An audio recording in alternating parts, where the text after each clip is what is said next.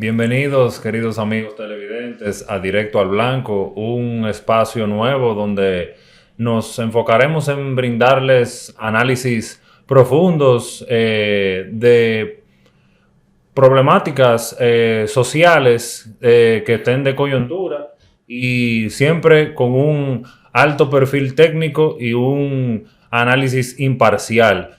En el día de hoy nos encontramos junto a una estimada amiga y colega, Lidia López, quien, entre otras cosas a destacar de su experiencia, pues es técnico en el área de compras y contrataciones públicas. En el día de hoy estaremos analizando la nueva ley de compras y contrataciones públicas 4725 y las principales mejoras, modificaciones que se plantean en esta con relación a su predecesora, la 340-06. Con esto, Lidia, te damos la bienvenida al espacio, agradecerte por acceder al mismo y vamos directo al blanco. Directo al blanco. Muchísimas gracias, Diego. De verdad que para mí es un honor y un placer hablar de compras públicas. Yo creo que uno elige el camino y hay veces que el camino te elige a ti. Y todo el tema de compras públicas, siento que el camino me eligió a mí. Y siempre que he tratado como de salir, me dije, ay, ya, no voy a hablar de eso. Dios vuelve y me coloca en el mismo lugar. Y qué bonito poder hablar de este tema con cierto adelantamiento, porque recuerda que la ley se va a empezar a aplicar de verdad, per se, con todo lo que es a partir del año que viene. Entonces, este año precisamente es donde se tienen que llevar a cabo estas conversaciones. Es ver qué va a ocurrir, prever, porque todavía podemos modificar, todavía puede pasar algún reajuste necesario. Y la verdad que bueno que empecemos hablando de esto. Así es, y comentándote un poco sobre el análisis que pude hacer, creo que sí, que es muy atinado tu comentario porque realmente hay cosas que trascienden la ley. Hay conceptos que hay que aplicarlos o ver cómo se van a aplicar fuera del marco de la ley. Y también, adelantándome un poco, estuve viendo que se integran, o sea, fue un poco positivo la retroalimentación que me llevo del análisis porque veo que se integran mejoras o mejores prácticas internacionales que han sido casos de éxito en la región y veo que se incorporan en la ley, pero sin adelantarme, te doy el espacio para que veamos principalmente en tu visión, ¿cuáles son esas principales modificaciones? Mira, lo primero es que de alguna forma tuvimos un ensayo, porque recuerda que hace poco, en el 2023, se aprobó un reglamento a la ley 340. Este reglamento, el que tiene mucho tiempo en compras, venía a llenar esos vacíos técnicos que había demostrado el día a día que necesitaban los procedimientos y sobre todo adecuarlo a que cuando se hizo el primer reglamento, cuando la ley 340 no teníamos un portal transaccional tan robusto como lo tenemos ahora. Entonces ya desde ese reglamento nosotros empezábamos a ver algunos cambios que iban muy de la mano con un proyecto de modificación de la ley que en efecto se venía discutiendo porque ya se habían hecho foros, se había puesto en vista pública, o sea que ya más o menos uno iba teniendo una idea de lo que iba a ser esta nueva ley. Entonces no es de tanta sorpresa.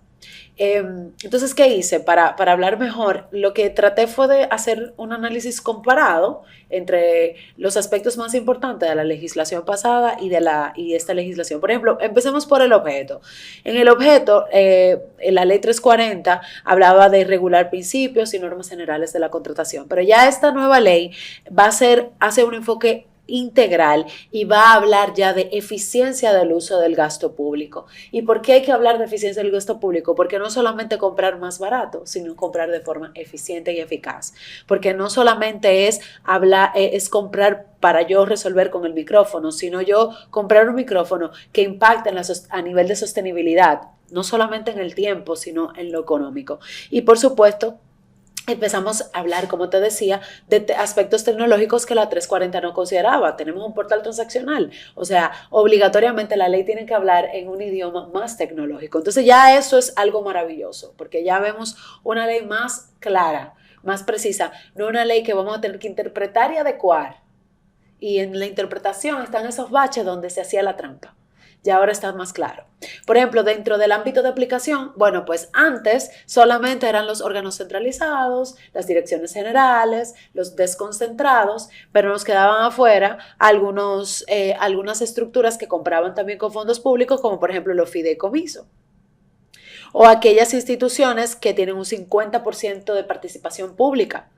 O las corporaciones de derecho público. Entonces, esta nueva ley las incluye. Le dice, mira, no solamente las descentralizadas, las de gobierno central, también estamos incluyendo esto. Esto es también buenísimo. Porque, ¿qué pasa? Que, de hecho, en el día a día de las compras, alguna gente decía, pero ¿por qué es que es tan difícil comprar en el Estado? Porque cuando yo estaba en tal institución, y tú le tenías que preguntar, tal institución es una corporación de derecho público. Claro, no le aplicaba la ley, pero ahora sí le aplica la ley. Entonces, de alguna forma u otra también es más control del fondo público y del gasto. Por ejemplo, con las exclusiones, no les quedaba claro a las personas las exclusiones. No le quedaba claro. Exclusión es que saco de la ley, que no aplico la ley. No quedaba claro. Y cómo se genera y se crea la alianza público-privadas, que tienen su propia ley, donde las alianzas público-privadas son más concesiones que otra cosa. Entonces, ¿qué pasa con esta ley? Porque la ley habla de concesión. Bueno, pues entonces con la 4725, perdón, pues las exclusiones se van a establecer más claro cuáles son y entran estados de arrendamiento de bienes estatales, emergencias sanitarias, las compras a INESPRE, ONG, partidos políticos, y refuerza la exclusión de las APP, o sea, le aclara que en efecto las APP no aplican la ley. Ok, ONG no aplica la ley. Los principios rectores, pasamos de 9 principios rectores, que son los principios rectores en toda legislación, es esa raíz, esa esencia que tiene que procurar, en el caso, por ejemplo, de la ley, tanto el contratante como el contratista o el proveedor o quien brinda el servicio, ¿de acuerdo? Y pasan de 9 principios a 21 principios, incluye entonces el tema de sostenibilidad, imparcialidad, objetividad, planificación, que es el dolor más grande de compras y contrataciones, simplificación, debido proceso, entre otros. Entonces ya estamos viendo que es una ley que también se está adaptando a un sistema que decía y necesitaba que se protegieran estos principios, que se dejaba a la interpretación del juez, del jurista, a la interpretación de los abogados, que muy convenientemente hacíamos, ¿verdad?, con esta ley lo que queríamos.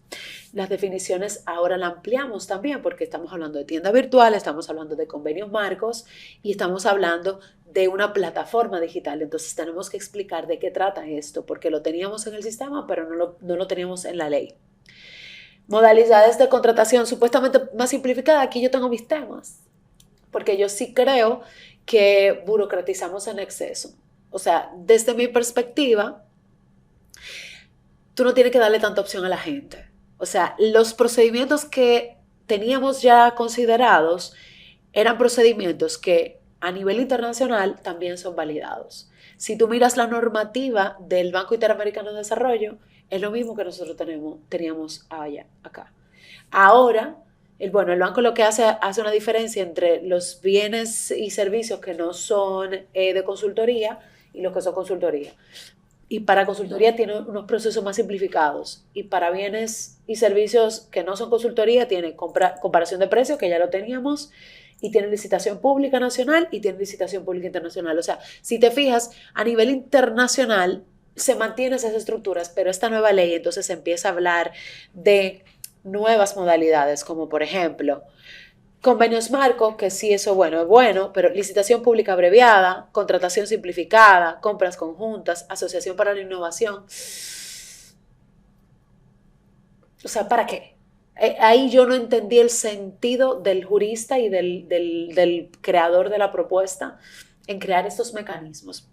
El convenio marco me gusta. ¿Sabes en qué consiste el convenio marco? Sí, como la tienda virtual. Exacto, es fijar un precio. Vamos a fijar un precio. Esto es un bien común que siempre vamos a nosotros a necesitar.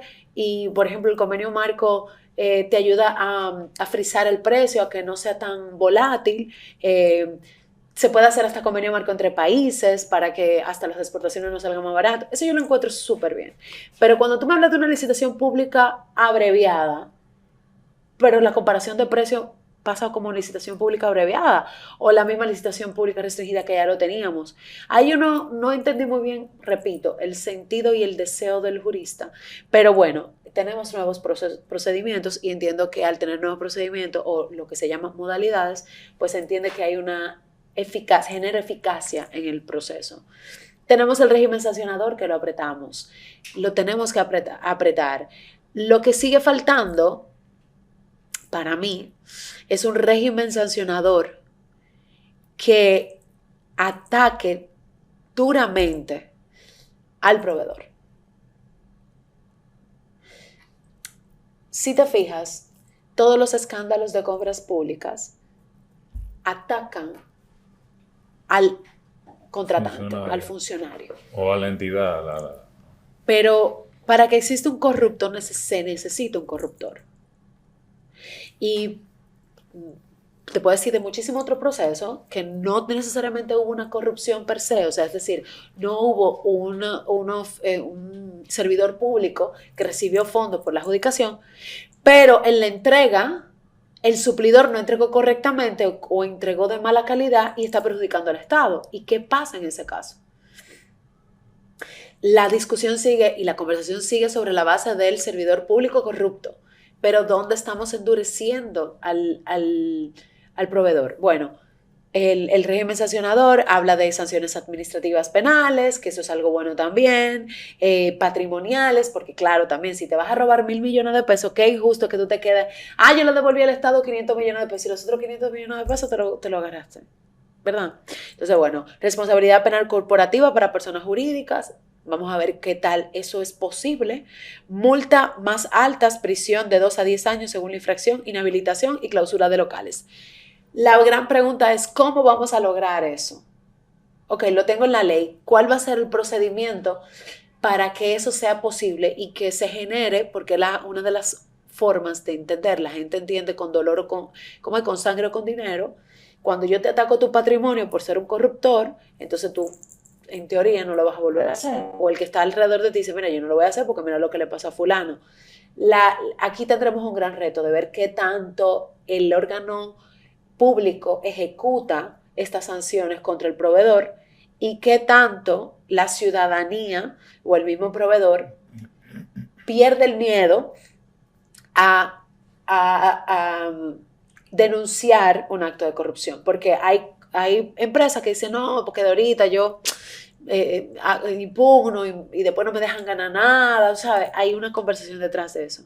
Hay sanciones a los servidores públicos, evidentemente se endurece un poquito más a los proveedores, por ejemplo, si se prueba el soborno de 4 a 10 años de prisión, más multa, la colusión se está también penalizando de 2 a 5 años de prisión, la responsabilidad penal corporativa de 5.000 salarios mínimos, de 500 a 5.000 salarios mínimos. Pareciera que sí tenemos un régimen de consecuencias, pero ojo, acabamos de promulgar un código penal.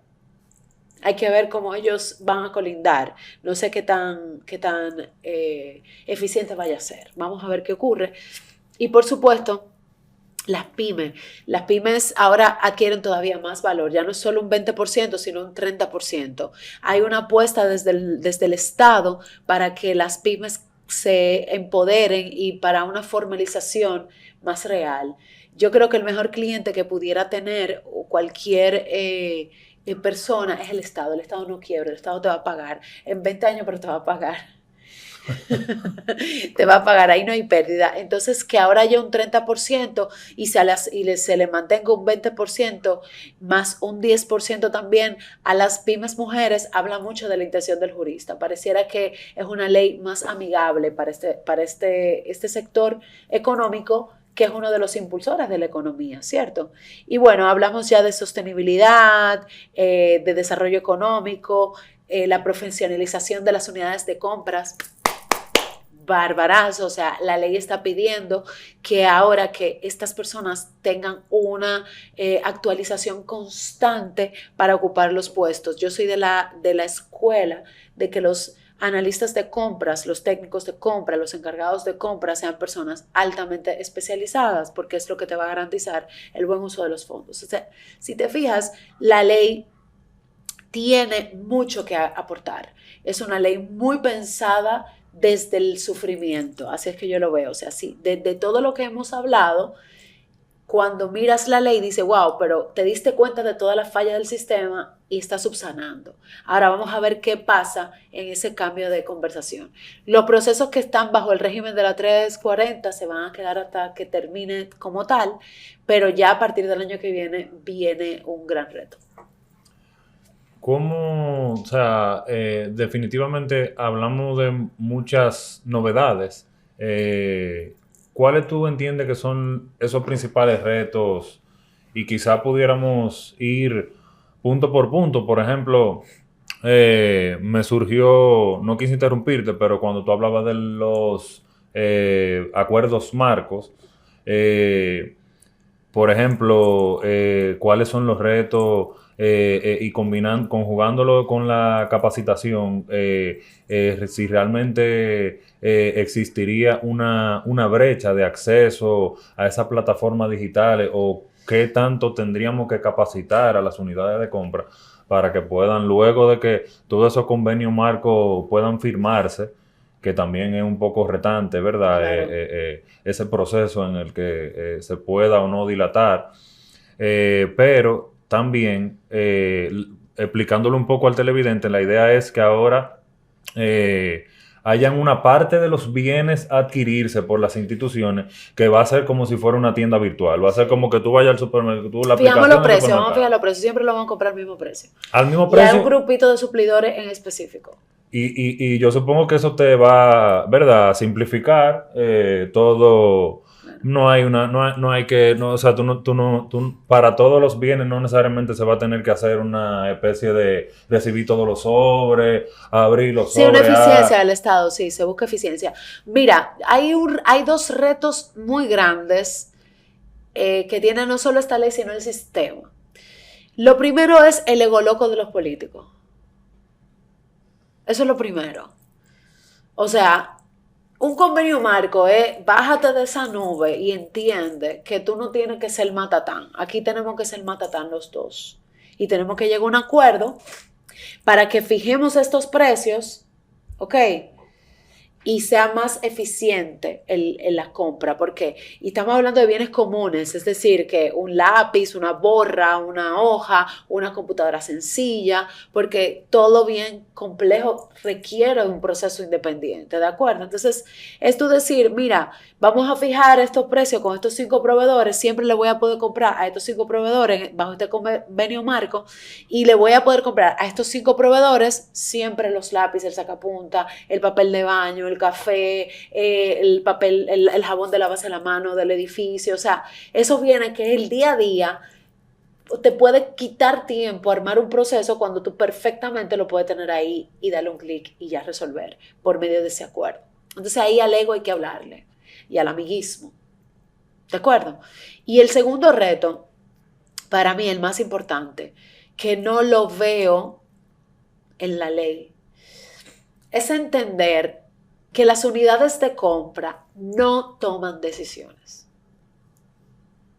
El encargado de compra, que vamos a usar un ejemplo, una computadora. Tú tienes el software de la computadora, pero tú necesitas a alguien que prenda la computadora, que mueva el mouse, que use el teclado, ¿cierto? Entonces, el aparato, la computadora, es la unidad de compra, pero quien toma las decisiones es el comité de compras y contrataciones. Y el comité de compras y contrataciones no es el encargado de compras. No, y yéndome más lejos, todavía, por ejemplo, la naturaleza del requerimiento. A veces la cultura institucional es que compra el que sabe cómo que va a comprar o qué es lo que va a comprar, pero realmente el criterio técnico per se lo tiene que dar o tiene que venir. Claro, porque hay un tema, hay un ejercicio en la planificación que ninguna institución hasta el momento, desde lo que yo sé, puede ser que haya una, lo logra. Y es entender que la Dirección General la Dirección de Planificación de cada una de las instituciones es el ente más importante para las compras. Es donde nace, es la raíz de todo. ¿Por qué? Porque según el sistema de planificación, Hacienda, presupuesto y todo lo demás, a compras se le entrega ya un presupuesto, a compras se le dice ya lo que se va a comprar. Compras lo que va a decidir es el momento y bajo la modalidad que va a hacer esa compra. Pero esa planificación, recaudar esa información es de planificación y las instituciones públicas no lo comprenden y el director o la directora de planificación está planificando otras cosas. Entonces, se supone en teoría que cuando planificación pide los requerimientos, o sea, las necesidades para poder armar el presupuesto del año siguiente, se supone que planificación recibe una información del qué, el cuándo y en los casos donde se necesita algo. Esa información debe de llegarle a compras. Y ya compras, en teoría, debe de saber cuando hace el plan de compras lo que va a necesitar para agosto, para septiembre. Y cuando hablo de va a necesitar es, si yo necesito fichas técnicas, yo no tengo que esperar a que tú me la envíes. Yo te puedo llamar y decir, mira, yo tengo aquí que a ti hay que comprarte en agosto unas computadoras. Las fichas técnicas, ¿tú las tienes? No, ok, se la pido a tecnología. Tecnología, yo necesito unas fichas técnicas para comprar unas computadoras para el proyecto, para unidad tal.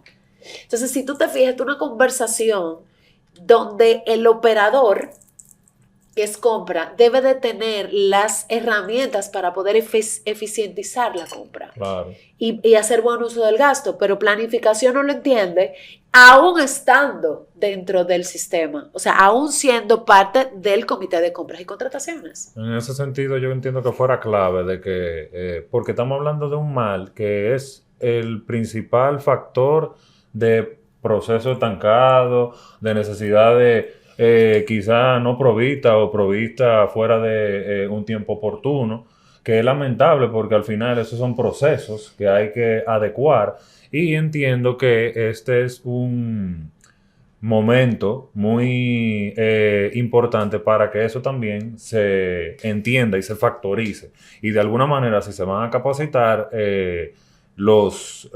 esas unidades de compra, esos comités de compras, también ver cómo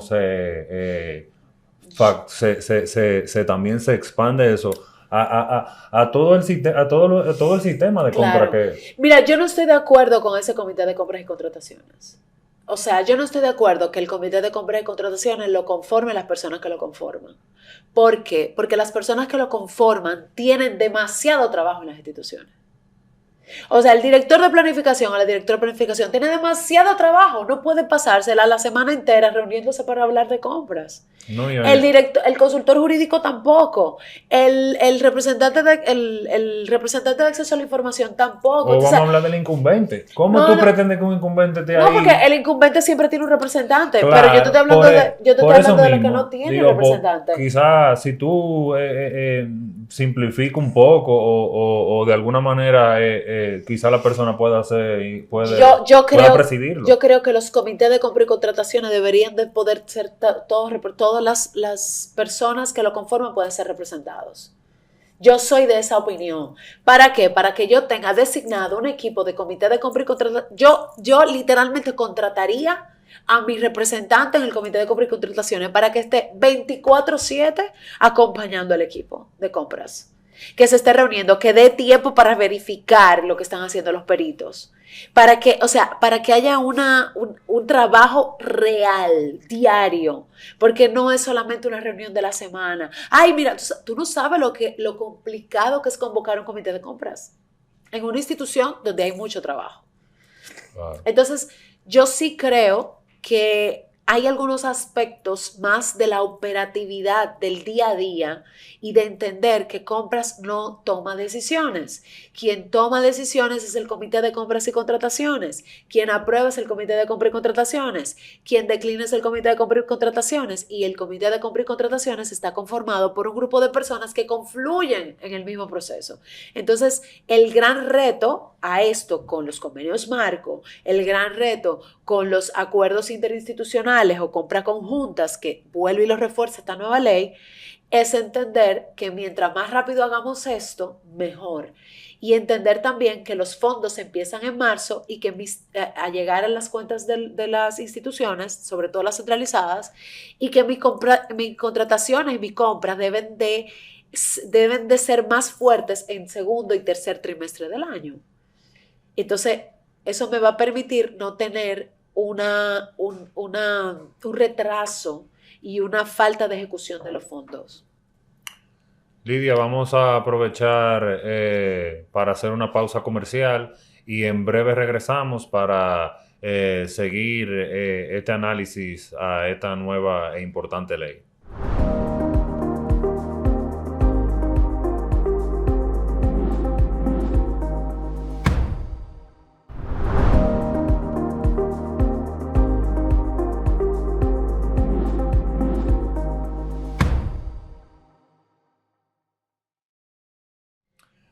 Amigos televidentes, estamos de regreso. Qué bueno tenerlos en sintonía. Seguimos en esta magistral entrevista con Lidia López, conversando sobre la nueva ley 4725 y esas mejoras que ha traído o lo que se proyecta como posibles mejoras, ¿verdad? Que van a ser integrados a este nuevo sistema de compra que entendemos que es el objetivo real de este nuevo documento legal. Lidia, ¿cómo tú ves el fortalecimiento de el órgano rector? ¿Tú entiendes que le hacía falta? Y también, ¿qué retos en tu opinión presenta la aplicación de estos nuevos regímenes sancionadores interinstitucional con el Ministerio Público, con la DGI y todo el que está envuelto? Mira, yo creo que, bueno, cuando yo pienso en un órgano regulador y pienso en un órgano rector, pienso en un órgano que tiene un papel importante. Y yo siento que la 340 dejaba muy como testigo al órgano rector. Era muy testigo. ¿Entiendes? Era como que, bueno, yo estoy aquí observando. Ah, mira, hay un problema ahí, yo te voy a dar una alerta. Ah, pero si tú no me lo dices, yo no me doy cuenta. No sé si me doy a entender. Claro, sí. Entonces, ahora lo responsabiliza. Y yo quiero ver qué va a pasar ahora por lo siguiente. Nosotros somos el único país, yo creo, que las empresas las legaliza y les da identidad una empresa privada. ¿La Cámara de Comercio qué es? ¿Una empresa pública o privada? Te pregunto. No. Para tú constituir una empresa, tú necesitas un nombre comercial y un certificado de registro mercantil. ¿Quién emite el registro mercantil? La Cámara de Comercio. ¿La Cámara de Comercio es pública o es privada? No es pública. Entonces, al órgano rector le basta y le sobra con que tú tengas un RNC y un registro mercantil para dar tu número de proveedor del Estado. Entonces, el órgano rector está validando la creación de empresas que luego no puede sancionar. Entonces, con esta nueva ley va a tener que asumir una responsabilidad. ¿Por qué? Porque el due diligence tú no se lo puedes dejar exclusivamente a las entidades públicas que van a usar los fondos. ¿Y dónde está el due diligence de DGCP al momento de emitir un proveedor del Estado? Claro. Ah, pero ahora están cancelando proveedores del Estado. Qué bueno. Hace rato que quizá debió de hacerlo. Y si la nueva ley ahora le da fuerza a eso, pues qué bueno, porque al final es usted que lo está dando. Entonces, si usted está dando el proveedor del Estado, usted tiene que tener facultad para cancelarlo. No porque la persona incurrió o no en una falta que te lo dijeron, sino porque tú estás haciendo tu labor de supervisión. Y tú diciendo, espérate, pero yo te di este proveedor del Estado cuando tú no eras funcionario público, pero ahora tú eres funcionario público, cancélame ese proveedor del Estado mientras tú seas funcionario público. Entonces, el hecho de que la ley ahora le dé un papel no de testigo, sino de protagonista también al órgano rector, a mí me parece muy bueno. Viendo que la DGCP es una de las instituciones del Estado, DGCP, no miremos el proceso, sino la Dirección General de Compras y Contrataciones Públicas de la República Dominicana, es una institución que ha evolucionado y ha crecido con el tiempo. La DGCP no ha echado para atrás. Si vemos la DGCP 2006, cuando se crea la ley, y esta DGCP es una institución que ha ido evolucionando y me atrevo a decir que es de las pocas instituciones que el cambio de cabeza no la ha atrasado. Y el cambio de gobierno no lo ha atrasado. Todo lo contrario. Se ha eficientizado y ha mejorado. Y mira el nivel que estamos. O sea, ha habido una salvaguarda de la continuidad del Estado en la DGCP. Entonces, darle un papel protagónico para mí es importantísimo. ¿Por qué? Porque necesitamos un centinela que proteja. Porque yo tengo miedo de denunciar a Juan de los Palotes, porque entonces Juan de los Palotes no me va a dejar volver a concursar. Entonces yo prefiero quedarme callado y aguantar y dejar que la corrupción siga su curso.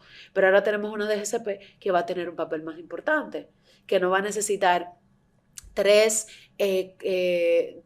amonestaciones al proveedor para entonces cancelarle definitivamente al proveedor. Ya yo lo puedo hacer por oficio porque yo estoy viendo ciertas cosas. Entonces, a mí me parece extraordinario. ¿Qué va a pasar en la práctica? Y eso es otra cosa. Pero a mí me parece muy bueno, porque era un dolor que tenía el sistema. Una DGCP que recuerda las respuestas de Yocasta Guzmán. Nosotros le hicimos una sugerencia, pero los responsables de los procesos son ustedes. Pero ¿por qué tú no suspendiste ese proceso? Es que yo no puedo hacerlo. La ley no me lo permite. Pero ahora la ley me lo permite. Ahora yo sí puedo intervenir de una forma de oficio más fuerte. Porque bueno, quizás lo podía hacer antes, pero no quedaba muy claro. Entonces ahora sí queda muy claro. Yo lo veo bien desde ese punto de vista.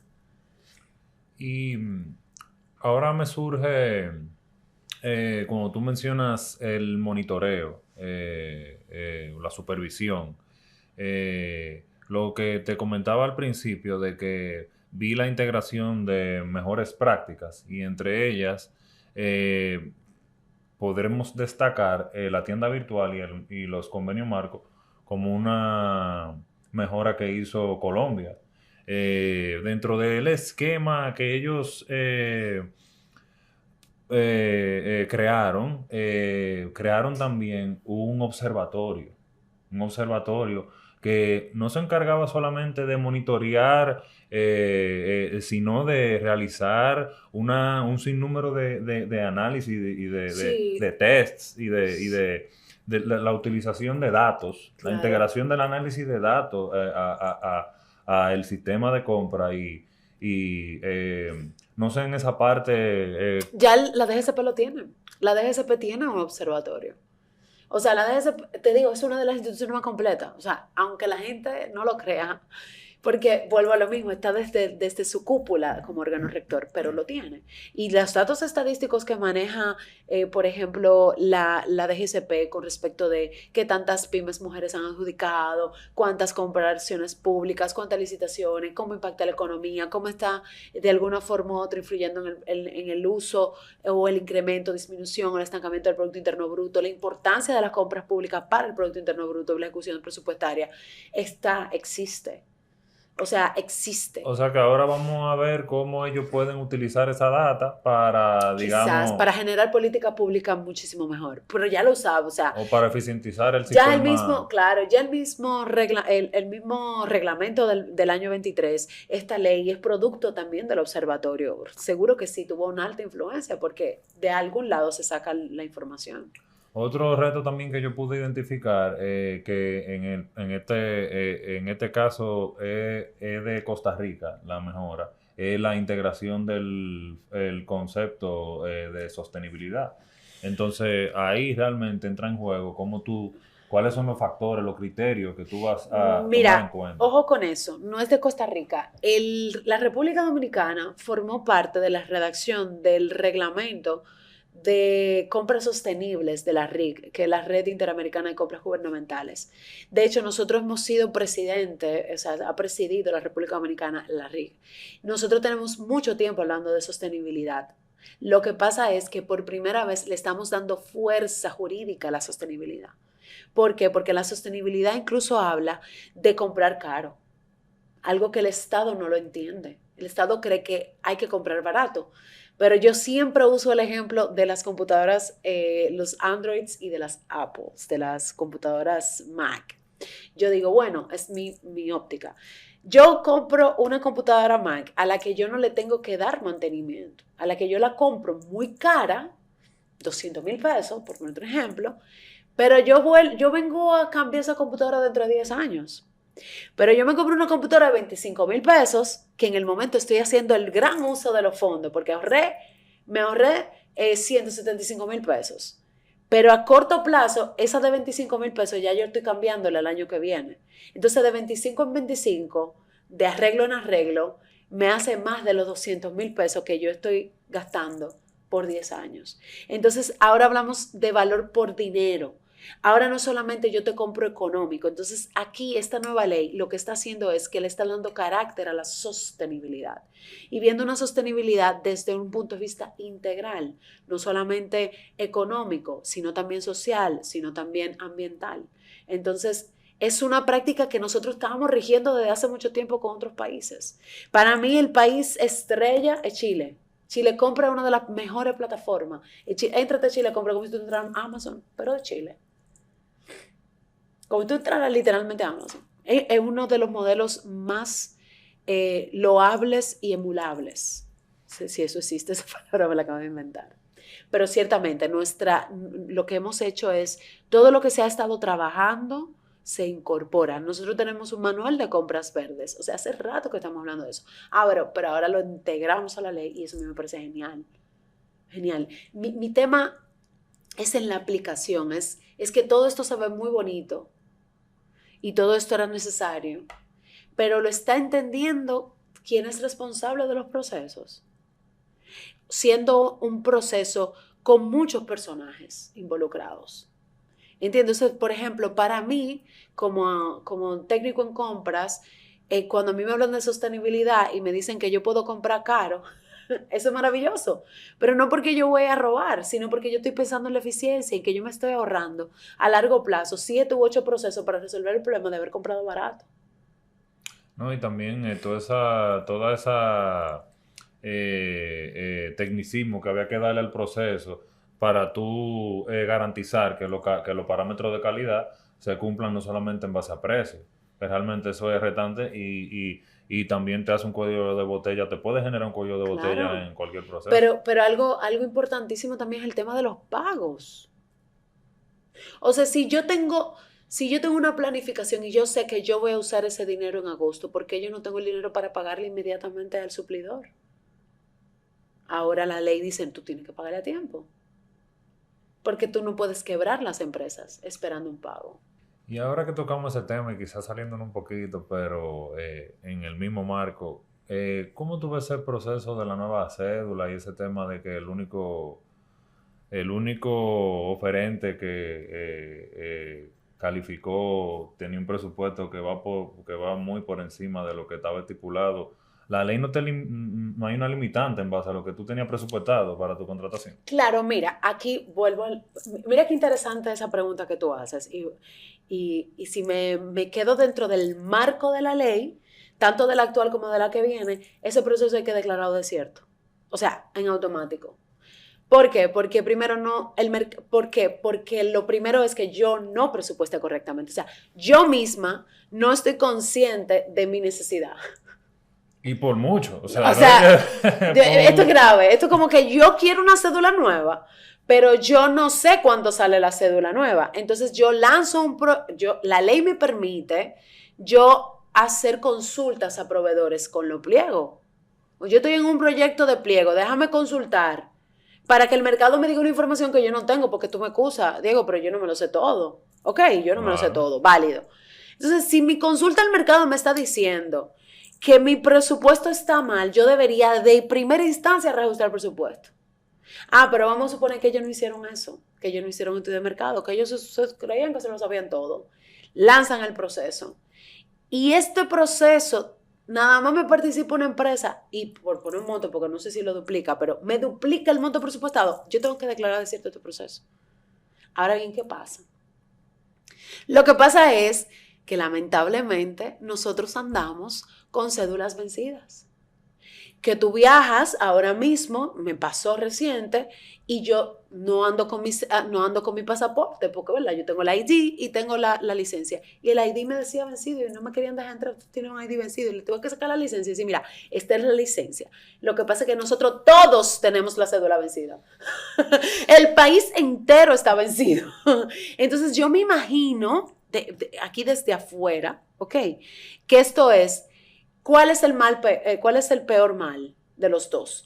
O seguir sin cédula o comprar más caro. Entonces, habría que ver cómo justificaron darle continuidad al proceso aún sobrepasando el presupuesto. Porque tiene que haber un bajadero, o sea, tiene que haber una justificación, no estamos amarrados. Pero, caramba, y ese es el problema de la mala planificación. Fue lo que pasó con pasaporte, nos quedamos sin pasaporte. Eso fue una mala planificación. No, y que también la cosa eso no tiene que ver con compra, eso es una mala planificación. se complica todavía más cuando tú, en el caso de la cédula, le agregas de que no había un solo oferente, fueron varios, pero entonces tú fuiste descalificando. Habrá que ver con cuál criterio o con qué objetivo. Y entonces el que te quedó resulta que tenía un precio. Yo te digo, no conozco el expediente. O sea, lo que sé de noticias, así, comentarios, no conozco el expediente. Pero vuelvo a lo mismo. Si mi mercado... Lo primero es que para que la ley funcione, la de compras, tenemos que cambiar la creencia que tenemos de las compras públicas. Para República Dominicana, para los dominicanos, compra pública igual a corrupción, y no es verdad. En este país hay más corrupción en otras cosas, no solamente en las compras públicas. Lo que pasa es que esos son los procesos que más escándalos mediáticos ha tenido. Partiendo de ese punto, hay que ser muy honesto, ¿verdad? Tenemos que quitarnos la idea de que el que ganó la cédula, hay un vago ahí. Vamos a quitarnos eso por un segundo, para entonces ver qué fue lo que pasó en el proceso. No, realmente... Y no te lo digo a ti, te lo digo porque eso es lo que se comenta. Yo sé. Tú dices, pero vean, ¿qué fue? Porque tú pusiste especificaciones muy para que ganara fulano y que además de todo hay que pagarle 3 veces más. Vamos a ver qué es lo que dice el proceso. Ahora, yo creo que todo esto se está dando y es posible porque no hubo una planificación y tenemos un país completo con cédulas vencidas. Claro, porque al final yo lo que quisiera entender que ellos están pidiendo una calidad o una tecnología que el precio o su costo supera lo que ellos entendían que... Claro. Y creo que fue como una tercera parte del monto que al final es significativo. Claro, pero ¿qué pasa? Que la ley te permite, si es servicio, hasta un 25% de incremento. No sé bien qué tanto, pero creo que te lo pongo, que como una tercera parte. Te lo pongo como, porque es un servicio, al final es una impresión que se convierte en un bien, es un proceso conexo, o sea, hay bien y servicio, está la impresión, el diseño, la impresión y la entrega de las cosas. Entonces, aquí confluyen dos modalidades. Yo entiendo que tuvo que haber pasado algo, pero aquí la prisa de este proceso es que tenemos mal contado, porque la ONU no sabe hacer censo. Mal contado, de que somos 12 millones, mal contado, porque a mí no me contaron. En mi edificio entero no lo censaron, donde yo vivo. Entonces, no, es que no hay. Ellos tienen su. Claro, entonces fórmula. Partiendo de ahí, en el imaginario de 12 millones de habitantes, y que de esos 12 millones de habitantes, 9 millones sean adultos ya, ¿verdad? Con cédula, poniendo un número a lo loco, estamos hablando de que hay 9 millones de personas nacionales de un país que no tienen un documento oficial válido. Porque, Y para el mundo no existe porque eso. entonces no le ponga fecha de caducación, no le ponga De caducidad. vencimiento. No, lo que pasa es que volvemos al negocio, porque todo es un negocio. Al final del día, tú tienes que renovar eso, tú tienes que gastar en eso, tú tienes que ir a eso. Mira, Lili, y ya entrando en la recta final de este bonito momento que pasamos juntos, me da miedo o me da, ¿cómo te digo? Si en el marco de la 340 todavía teníamos mucha falta de preparación, un sinnúmero de, digamos, dolencias que podían evitarse. Eh, con este nuevo reglamento, yo veo que la cosa, como tú decías al principio, estamos agregando muchas burocracias. Yo sí siento que se está burocratizando un poquito más algunas Entonces, cosas. ¿cómo vamos a poder capacitar en base a la nueva ley para que pueda entrar en vigencia el año que viene? Porque reglamentariamente tú lo puedes entrar en vigencia cuando tú quieras. Ahora, Ujú, que el sistema esté maduro, lo suficientemente ujú. maduro para que pueda acogerse. Y estamos hablando de temas técnicos Muy importante, muy considerable. y complejos. O sea, ya no, yo veo que ya no es, o sea, hasta la parte tecnológica tú tienes que factorizar, que hay Claro, instituciones, hay alcaldías que no necesariamente tengan una computadora o una línea de internet. claro, claro. Mira, yo creo que tu preocupación es la misma mía también, o sea, y es mi preocupación hasta con el Código Penal también. O sea, nosotros no estamos preparados, institucionalmente hablando, para la ola de regulaciones nuevas que hay. O sea, ni siquiera estamos preparados para la nueva ley de alquileres. O sea, yo valoro mucho la labor del presidente de decirlo y lo advirtió que le iba a dar mucho trabajo al Congreso. Pero es muy bonito tú decir, en mi gobierno se lograron estas leyes. El tema es ejecutarlas, el tema es ponerla a funcionar. Y si es una ola de legislación, o sea, nosotros vamos a estrenar un país en el 2026.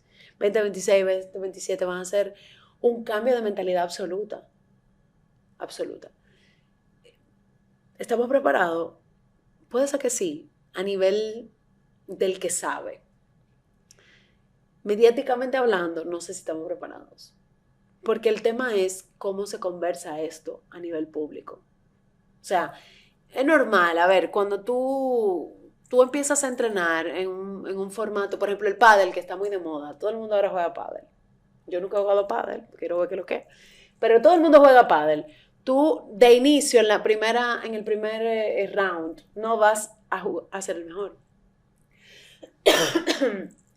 Tú vas mejorando. Te van a enseñar la técnica.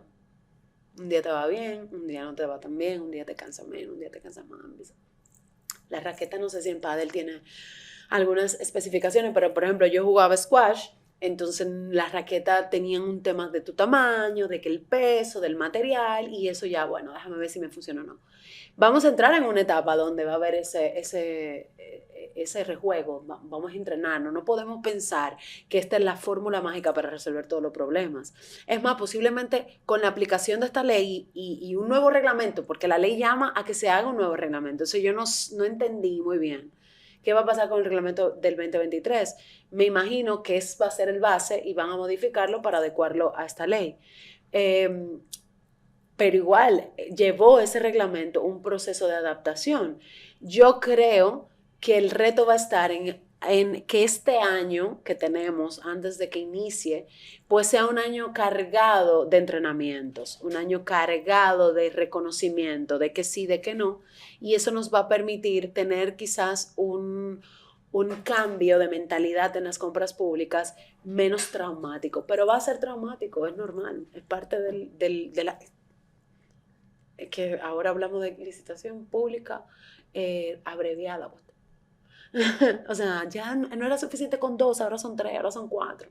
Entonces, ese diseño, esa arquitectura de los procesos va a tomar muchísimo más importancia y tenemos que hablar de un cambio de mentalidad, de cómo se ven las compras para el ciudadano común y cómo se ven las compras para los técnicos y cómo se ven las compras para el proveedor.